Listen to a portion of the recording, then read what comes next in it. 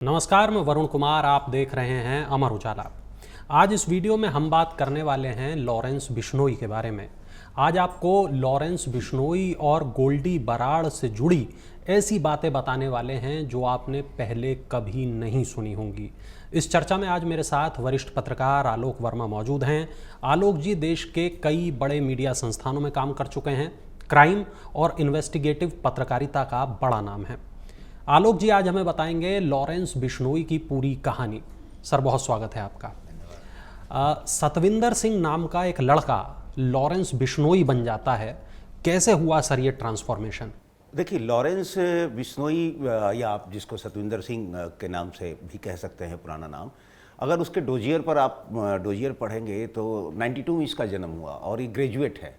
यही इसकी सबसे बड़ी खासियत भी है। ग्रेजुएशन होने की वजह से शिक्षित गैंगस्टर आपने बहुत कम सुने होंगे। तो शिक्षित गैंगस्टर हुआ और इसकी लड़ाई कॉलेज से शुरू हुई और कॉलेज का ही यूनियन इसने बनाया पहले चंडीगढ़ में। उसके साथ ही ये शुरू हुआ और इसने अपनी दोस्त के लिए ही क्राइम की दुनिया में कदम रखा। तो इसके बाद इसकी जो इसका दायरा बढ़ा, इसके संबंध बढ़े और अपने दोस्तों के बीच जान देने के नाम पर इसने जो अपनी इमेज बनाई वो इसके बढ़ने का सबसे बड़ा कारण है। और सबसे ज़्यादा 2022 में जब इसने 29 मई को मूसेवाला के मर्डर को अंजाम दिया और खुलेआम स्वीकार किया, उसके बाद तो आप जानते ही हैं कि लॉरेंस एक बहुत बड़ा नाम हो गया, न केवल नेशनल बल्कि इंटरनेशनल लेवल पे। जी सर, ये गोल्डी बराड़ और लॉरेंस की दोस्ती बहुत गहरी बताई जाती है, तो ये लोग कहाँ मिले, किस तरह इनकी दोस्ती हुई? देखिए, कॉलेज से ही इन दोनों की काफ़ी गहरी दोस्ती थी और इन दोनों ने ही मिलकर एक राजनीतिक संगठन, छात्र संगठन शुरू किया था।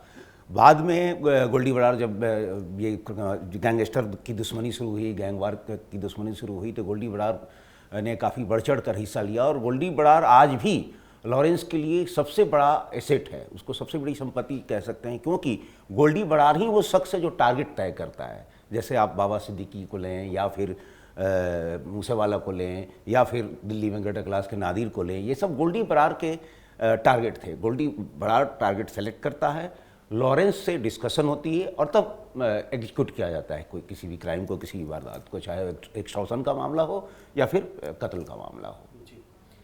अच्छा, लॉरेंस इस वक्त गुजरात की जेल में बंद है और किस मामले में? एक तो बंद है, साबरमती जेल में बंद है, और दूसरा सर मेरा सवाल ये कि जेल में बैठकर वो अपना साम्राज्य चला कैसे पा रहा है? अमूमन हम ये मानते हैं कि अगर कोई शख्स जेल में है तो वहाँ उसके पास ना मोबाइल होगा, ना उसका कहीं से कोई कम्युनिकेशन होगा, मगर इस केस में तो देखने में आ रहा है कि वो जेल में है, वो पूरा अपना साम्राज्य ऑपरेट कर रहा है, वो जेल से कत्ल भी करा पा रहा है, रंगदारी की धमकी भी दे पा रहा है। ऐसा कैसे वो कर पा रहा है?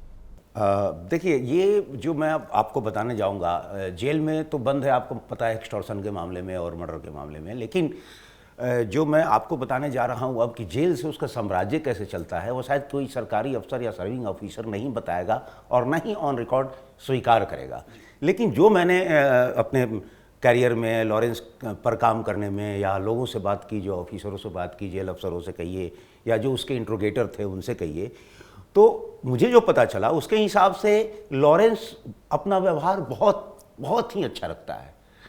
कहने वाले जेलर सब ये बताते हैं कि लॉरेंस लंगोट पहन के रहता है, लॉरेंस सुंदरकांड का पाठ करता है जेल में ही, लॉरेंस मंगलवार का व्रत रखता है और किसी भी जेल कर्मचारी को, चाहे वो 4th ग्रेड का हो चाहे वो 1st ग्रेड का ऑफिसर हो, भाई जी ही कह के संबोधित करता है। और उसके लिए लॉरेंस का जो पुराना यूएसपी है, दोस्तों के लिए हर कुछ करना, वो बहुत काम आता है।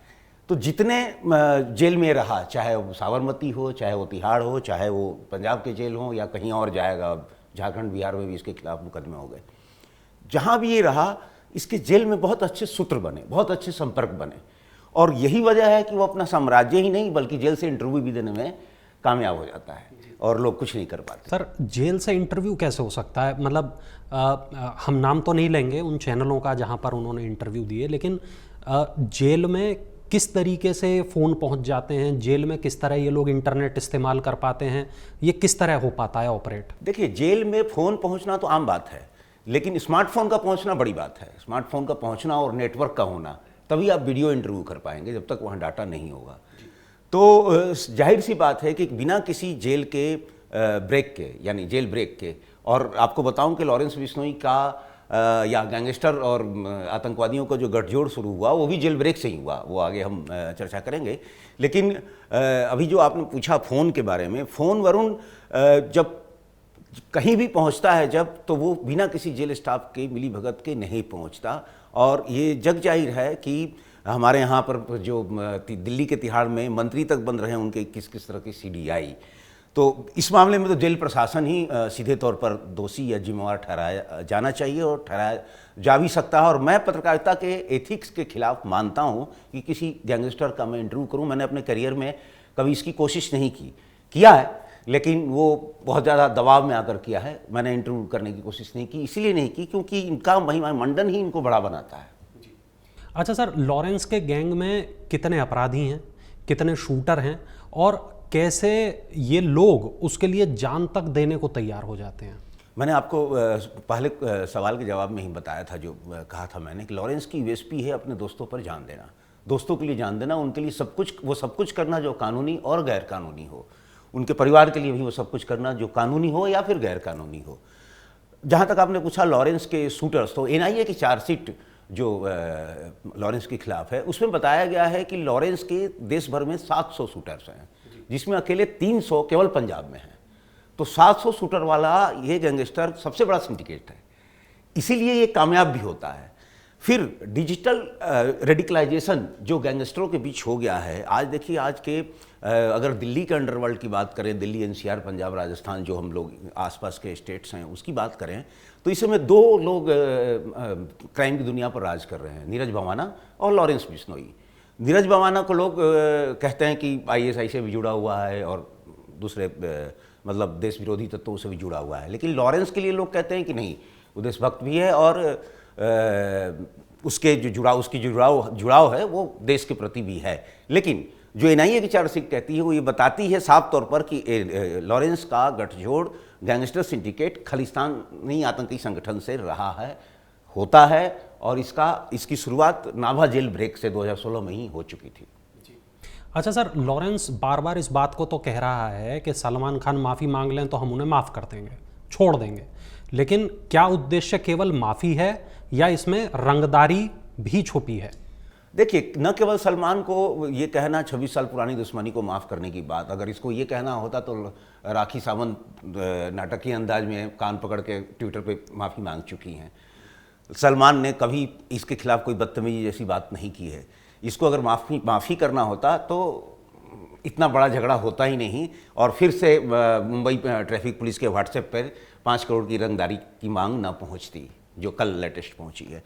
तो ये जाहिर तौर पर इसी साल अप्रैल से जो इसने घटनाओं का दौर शुरू किया, जो पिछले 2 साल में नहीं हो रहा था, जो पहले सलमान के घर गोली चली, वो घटना ले लीजिए, दिल्ली में जो इस नादिर शाह का इसने मर्डर किया जिम ऑनर का, उसमें साफ तौर पर था कि नादिर शाह को पुलिस के बड़े अधिकारियों का प्रोटेक्शन मिला हुआ था ऑफ द रिकॉर्ड, और नादिर शाह को उन पुलिस अधिकारियों ने कह रखा था कि लॉरेंस तुम्हारा कुछ नहीं बिगाड़ेगा, तुम मत डरो। और जैसा कि ऑफ रिकॉर्ड आप लोग जानते हैं या अखबारों में आ चुका है कि जब नादिर का मर्डर हुआ उसमें कुछ स्पेशल सेल के अधिकारी वहाँ मौजूद थे, लेकिन उसका मर्डर हुआ, खुलेआम मर्डर हुआ। और अब सिद्दीकी बाबा का जिस तरह से मर्डर हुआ, बुलेट प्रूफ गाड़ी पर ताबड़तोड़ गोलियां बरसाकर, वो जाहिर तौर पर एक्सटॉर्शन की जो बहुत अरबों रुपए की जो वसूली है उसको बढ़ाने के लिए, उसको जमाए रखने के लिए इसने ये सब नौटंकी की है।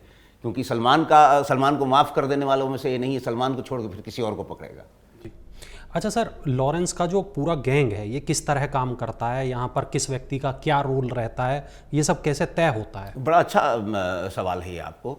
लॉरेंस गैंग जो सिंडिकेट है वो उसके सबसे बड़े 2 सरगना हैं, 2 पार्टनर हैं, कहिए कि पार्टनरशिप फर्म है जो सिर्फ एक्सटॉर्शन का पैसा वसूलती है, जो करोड़ों रुपए में होता है।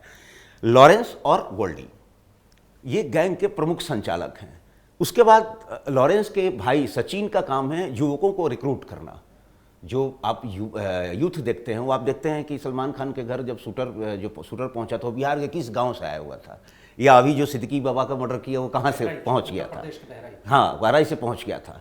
तो इतने दूर से पहुंच के कहाँ वो लोग इंसिडेंट कर रहे हैं, तो इसका मतलब है कि रेडिकलाइजेशन बहुत बड़ा है। जो जिहादी आप कहते हैं, जिनको आतंकवादी कहते हैं, उनसे ज़्यादा ग्रेविटी मेंटेन किया हुआ इसने अपने रेडिकलाइजेशन का, और इसीलिए वो तैयार होते हैं, क्योंकि उनको पता है कि शूट आउट के बाद तो मुझे पकड़े जाना ही है, क्योंकि हिंदुस्तान की पुलिस पकड़ तो लेती ही है चाहे आप जहाँ जाएं।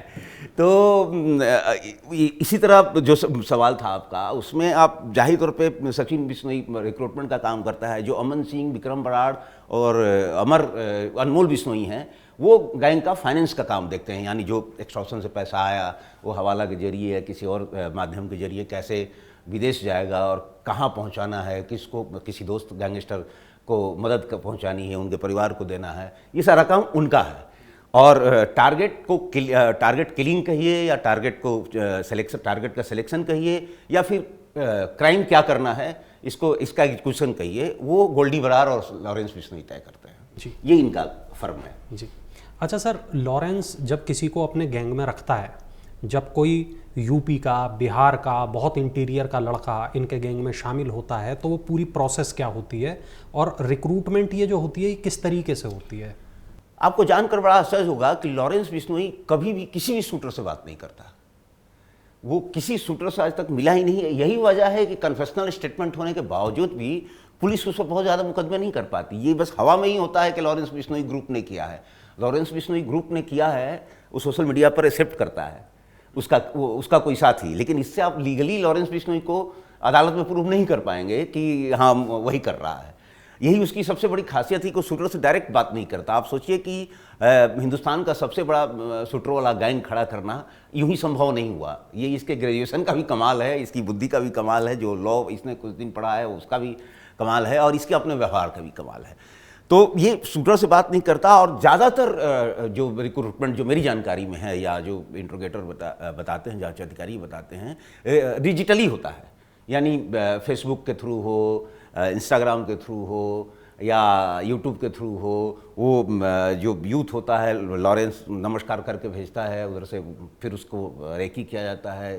ठीक उसी तरह से जैसे लश्कर का कोई सरगना पाकिस्तान में बैठ के हिंदुस्तान में किसी जिहादी को, आतंकवादी को तैयार करता है, ठीक उसी तरह से उसका रेकी किया जाता है। देखा जाता है कितना डेडिकेशन है, कितना वो होता है।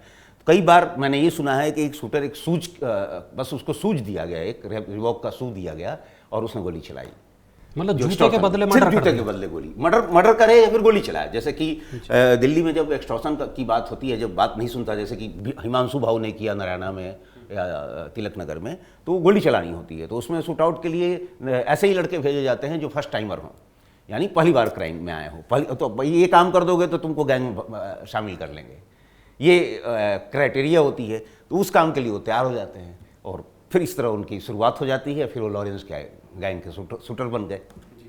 अच्छा सर, पिछले 7 महीने में 3 बड़ी वारदातें हुई और लॉरेंस इसके ज़रिए ये इतनी बड़ी बड़ी वारदातें करके जताना क्या चाहता है? मतलब अमूमन हमने देखा है कि आदमी चाहता है कि मैं जेल काटूं, बाहर निकलूं, अच्छी ज़िंदगी, सामान्य नागरिक की ज़िंदगी व्यतीत करूं, लेकिन यहाँ तो लगातार हम देख रहे हैं कि वो वारदात पे वारदात हो रही है, बार बार लॉरेंस का नाम आ रहा है। क्यों? देखिए, लॉरेंस, जहाँ तक मेरा अपना एक्सपीरियंस कहिए इसको, या फिर जो मुझे पुलिस अधिकारियों से बातचीत होती है उसके अगर आधार पर मैं बात करूं, तो ये 3 बड़ी घटना, यानी सलमान के यहाँ शूट आउट, दिल्ली में मर्डर और फिर मुंबई में मर्डर, हाँ बाबा सिद्दीकी का मर्डर, तो ये तीनों जिस तरीके से किए गए, आप उस तरीके को देखिए, वो प्रचार करने वाला तरीका था। उसके बाद फिर सोशल मीडिया पर एक्सेप्ट करना, कन्फेशनल स्टेटमेंट लिखना, वो भी एक रणनीति का ही हिस्सा था कि मैं देश भर में अपना मैसेज दूं कि मुझे एक्सटॉर्शन मनी चाहिए। क्या था कि ऐसे नादिर शाह के मामले में, नादिर शाह जो जी ऑनर था, उसके मामले में साफ तौर पर था कि करोड़ों रुपए उसने एक्सटॉर्शन के मांगे थे, लेकिन ये देने को तैयार नहीं था। तो उसने कहा था मार देंगे। तो इसको पुलिस अधिकारियों से अच्छी जान पहचान थी, तो इसको लगा था कि प्रोटेक्शन मुझे मिल गया। लेकिन उसने मार के एक तरीके से वर्दी को चैलेंज किया, खाकी वर्दी को चैलेंज किया। और उसके बाद सिद्दीकी बाबा वही, देखिए तीनों प्रोटेक्टेड लोग थे, तीनों के साथ सुरक्षा थी।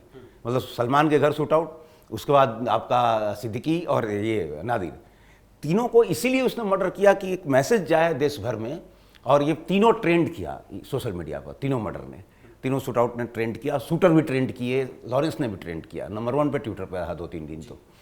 तो साफ तौर पे इनका एक पब्लिसिटी ये स्ट्रेटजी थी, जिसके जरिए मैसेज देना चाहता था बिजनेसमैनों को कि तुम अगर एक्सटॉर्शन की मनी नहीं दोगे तो कुछ भी हो सकता है। इसीलिए पुलिस इस पर ज़्यादा एक्शन लेने की कोशिश कर रही है। जी। अच्छा सर, ये जो पूरा सिंडिकेट है, बहराइच का लड़का जुड़ गया जैसे आपने बताया, बिहार का लड़का जुड़ गया, दिल्ली में तमाम इनके लिए लड़के काम कर रहे हैं। तो सर ये जो लड़के होते हैं, ये क्या पढ़े लिखे लड़के होते हैं? क्या इनको जब पुलिस पकड़ लेती है तब ये उससे जुड़ी कोई खास जानकारी उपलब्ध करा पाते हैं? क्या इस तरह होता है? मैंने जैसा कि आपको बताया कि लॉरेंस किसी शूटर से बात करता ही नहीं, इसलिए पुलिस को शूटर को गिरफ्तार करने के बाद भी कोई बहुत ज़्यादा जानकारी मिल नहीं पाती। उनको पता ही चलता है कि सिग्नल ऐप पे या किसी और ऐप पे उनको एक फ़ोन आया और उस फ़ोन करने वाले ने अपने आप को गोल्डी बोला या लॉरेंस बोला, और वो मुझे हुक्म मिला, और मैं क्योंकि लॉरेंस के प्रति वो है मेरा, मुझे उसके गैंग में शामिल होना, मैंने ये घटना कर डाली। हाँ, लॉरेंस का काम है, इतना कुछ कह देते हैं। लॉरेंस का एकमात्र जो सबूत सबसे बड़ा मिला था वो मूसेवाला का मर्डर मिला था, जो जेल से उसकी बातचीत का रिकॉर्डिंग सामने आई थी, जो स्पेशल सेल ने, दिल्ली पुलिस के स्पेशल सेल ने और पंजाब पुलिस ने भी उस रिकॉर्ड को हासिल किया था। नहीं तो आप देखेंगे तो लॉरेंस का कोई इस तरह का डायरेक्ट इन्वॉल्वमेंट आपको कहीं नहीं दिखेगा। बस वो उसके ग्रुप का स्वीकारोक्ति है जो सोशल मीडिया पर होती है, या फिर कन्फेशनल स्टेटमेंट ऑफ शूटर्स है। इसीलिए लॉरेंस को आप एक चीज़ और गौर कीजिए, आप, बड़ा इंटरेस्टिंग चीज़ है ये कि पिछले जितने साल से जेल में बंद है, शायद 6-7 साल से, उसने किसी भी मामले में कभी भी जमानत के लिए अप्लाई नहीं किया है लॉरेंस ने। ये भी उसकी स्ट्रेटजी का ही हिस्सा है ना, क्योंकि बाहर रहेगा तो उसको खतरा है, उसका अपने ही शूटर हो सकता है उसको मारने। तो जेल में इतनी सुरक्षा, इतना स्मार्टफोन का सारा सुख जब उसे मिल रहा है तो उसको ज़रूरत नहीं है बाहर आने की। नहीं तो आप देखिए कैसा भी क्रिमिनल हो, बेल के लिए एप्लीकेशन जरूर करता है, चाहे उसकी बेल मंजूर हो या ना हो। लेकिन सर ये तो जो साबरमती जेल है, वहाँ के जो अधिकारी होंगे, उनके लिए बहुत बड़ी चुनौती है कि किस तरीके से जेल के भीतर बैठा व्यक्ति पूरे गैंग को ऑपरेट कर रहा है। पुलिस वाले हैं, जेलर हैं, तमाम अधिकारी होंगे, जैमर होता है जो सिग्नल्स को बंद करता है, उसके बावजूद यही हमारे देश की क्रिमिनल जस्टिस सिस्टम की व्यवस्था है, जो सोचने हैं वाकई काफ़ी गंभीर है। ये जब कभी भी दोष होता है, जब आप देखते होंगे कभी भी किसी सिविल लोकल सिटी पुलिस में भी देख लीजिए आप, या जेल में भी देख लीजिए, जब भी कोई कानून की लापरवाही की बात होती है तो ग्राउंड फोर्स को 2-4 लोगों को सस्पेंड कर दिया जाता है। ग्राउंड फोर्स मतलब सिटी पुलिस में ले लीजिए तो सिपाहियों को, हवलदार को आप सस्पेंड कर देते हैं या बर्खास्त कर देते हैं। जेल में भी आप वार्डन को या जो जेल गार्ड्स होते हैं उनको आपने उन पर एक्शन ले लिया, लेकिन कभी किसी बड़े अधिकारी के खिलाफ लापरवाही बरतने पर ऐसा कुछ बड़ा एक्शन होते हुए नहीं देखा जाता आमतौर पे। और यही वजह है कि शायद लॉरेंस जैसे लोग, लॉरेंस का तो खुलकर सामने आ भी रहा है, कई ऐसे क्रिमिनल हैं जो दिल्ली में या कहीं और बंद हैं और वो इस्तेमाल कर रहे हैं स्मार्टफोन का या कोई किसी और फ़ोन का।